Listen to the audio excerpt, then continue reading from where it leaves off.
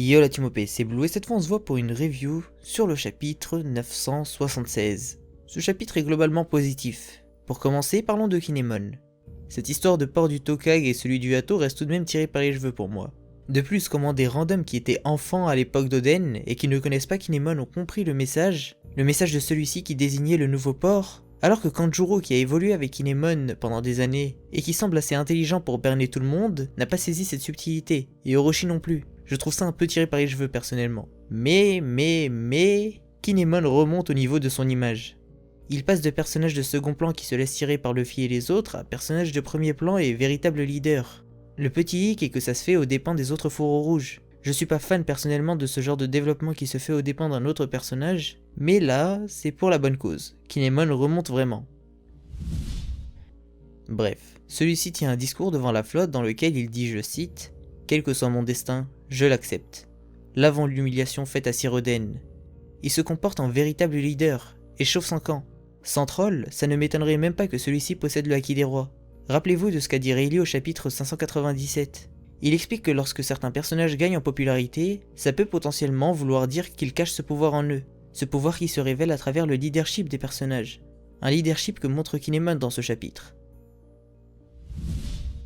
Bref, Kawamatsu a sauté à l'eau pour délivrer Momo de Kanjuro, et attaque celui-ci par surprise, mais celui-ci réussit à contrer aisément l'attaque de Kawamatsu, qui était présenté comme étant dans le top 3 des plus puissants fourreaux rouges, et qui en plus de ça a évolué pendant ces 20 dernières années. Kanjuro n'avait pas donc juste bridé ses talents d'artiste, mais aussi sa véritable puissance, qui semble dépasser celle de Kawamatsu à première vue. Kanjuro parvient à fuir avec Momo sur une grue qu'il a dessinée, et il dit qu'il se chargera d'Iori plus tard.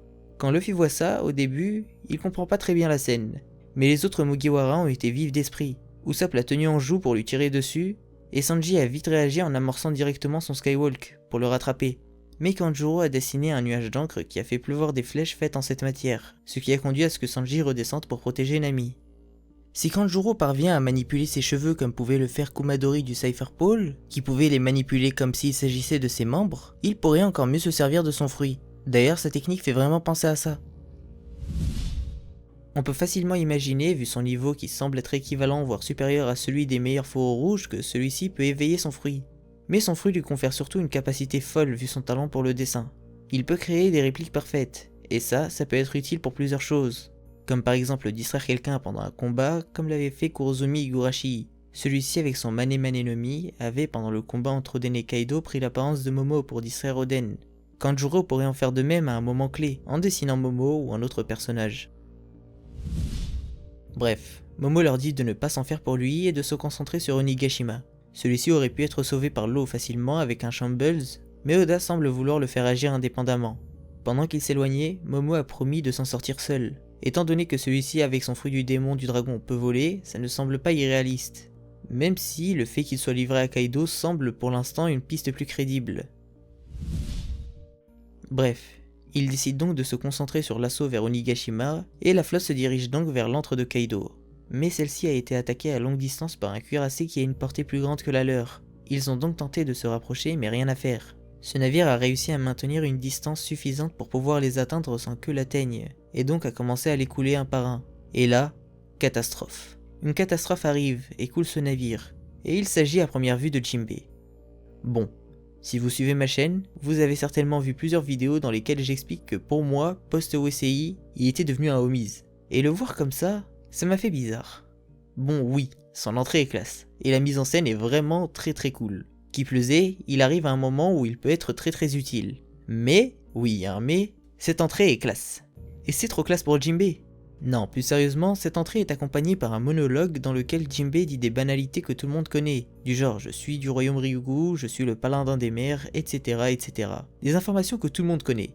Le seul point qui semble ne pas être banal est la phrase dans laquelle il dit « Il y a peu, j'ai reçu une coupe de saké du boss au chapeau de paille. Et j'ai beau avoir cherché des moments clés où il aurait pu échanger une coupe de saké avec Luffy, à Whole Cake, je ne retrouve pas cette scène. » Alors, est-ce que c'est une façon métaphorique de dire « j'ai rejoint l'équipage » ? Je ne sais pas.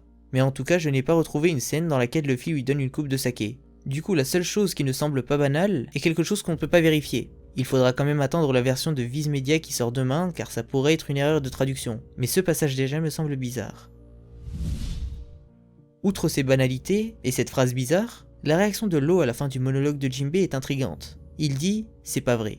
Et cette réaction ne semble pas très logique. Pourquoi cette réaction, alors que Jinbei a en soi une dette envers Law, vu qu'il l'a soigné post-Marineford? En plus de ça, ces deux-là ne se sont pas quittés en mauvais termes. Pourquoi a-t-il cette expression sur son visage?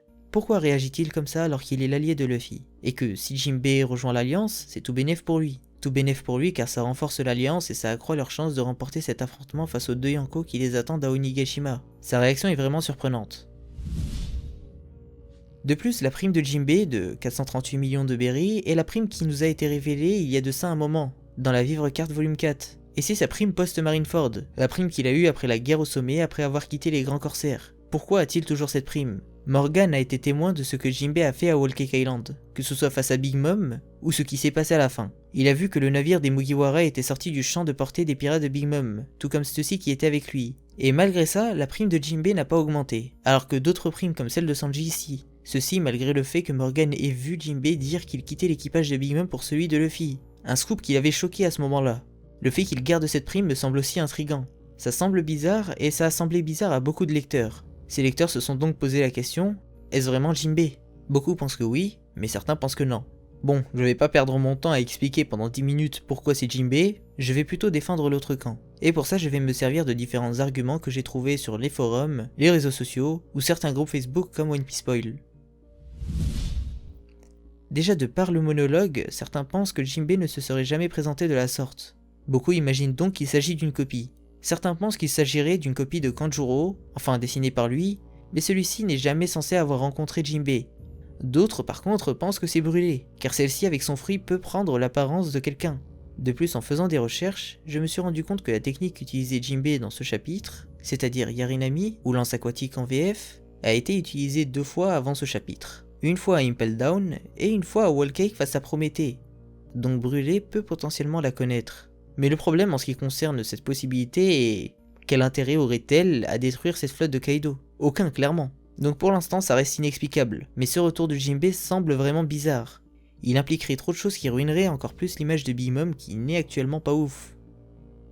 Les membres du Germa, hormis Jaji, ne peuvent pas être atteints par le fruit de Big Mom, vu qu'ils n'ont pas de sentiments. Et si elle s'en était emparée, elle les aurait amenés en première ligne à Wano.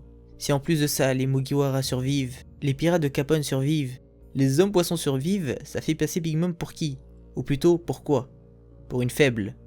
Elle se serait fait avoir par tout ce monde. Pourtant, le chapitre 902 a fini sur une opposition dans laquelle l'équipage de Big Mom était en position de force, avec le retour de leur reine sur le champ de bataille, et celle-ci qui avait enclenché son Soul Pocus. Et ceux qui étaient en difficulté à ce moment-là, et qui ne pouvaient pas fuir car Oven pouvait faire bouillir l'eau, auraient malgré tout réussi à s'en tirer indemnes. Ça me semble vraiment peu crédible. Après peut-être que j'ai encore une trop haute estime de l'équipage de Big Mom, mais que tout le monde s'en sorte ça me semble absolument pas crédible, et ça ruinerait définitivement l'image de Big Mom et celle de son équipage par extension.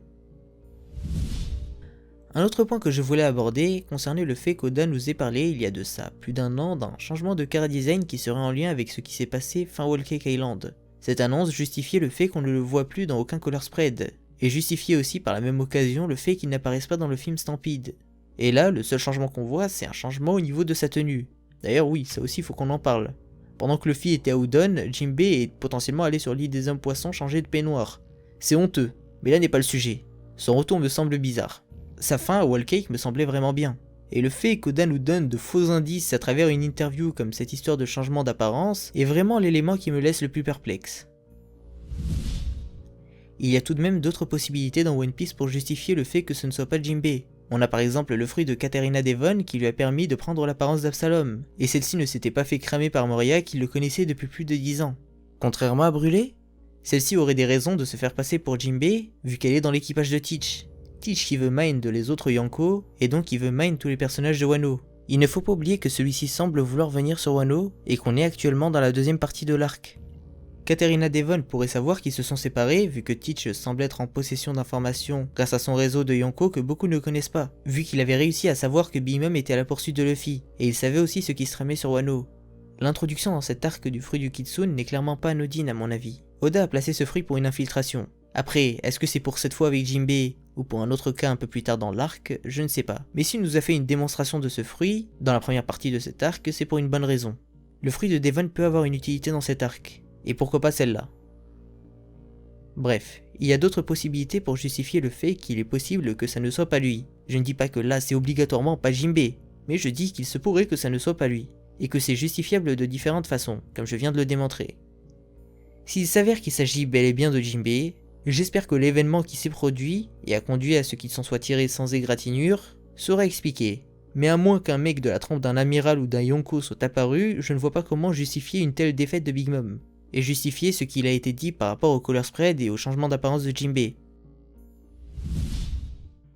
Si les autres hommes poissons ont péri, le fait que Jinbei soit resté à la fin de Whole Cake mène à rien, car il est justement resté pour qu'ils ne crèvent pas, pour pas les laisser. Et si lui a perdu de l'espérance de vie, c'est le sacrifice des hommes poissons qui ne mène à rien, car ils ont voulu arrêter Big Mom pour que Jinbei continue son aventure avec Luffy. S'il lui reste 2 jours d'espérance de vie, à quoi amener ce sacrifice? Et en plus, je ne vois pas Big Mom se contenter de sa simple espérance de vie pour tout ce qui s'est passé et pour la trahison des hommes poissons et de sa fille, vu ce qu'elle avait demandé pour Pedro et ce qu'il avait fait.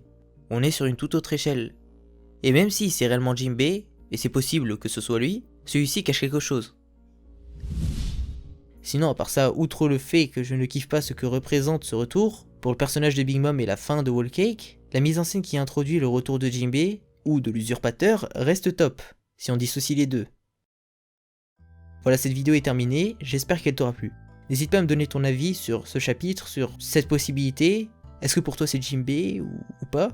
N'hésite pas à regarder les autres vidéos que j'ai sorties, j'ai fait un top 6 anime la semaine dernière, et une vidéo infotaku hier, n'hésite pas à aller faire un tour. N'hésite pas non plus à rejoindre mon serveur Discord, à lâcher un petit like et à t'abonner si ça t'a plu, et moi je te dis à la prochaine, ciao la team, et n'oublie pas, c'est pas Jinbei.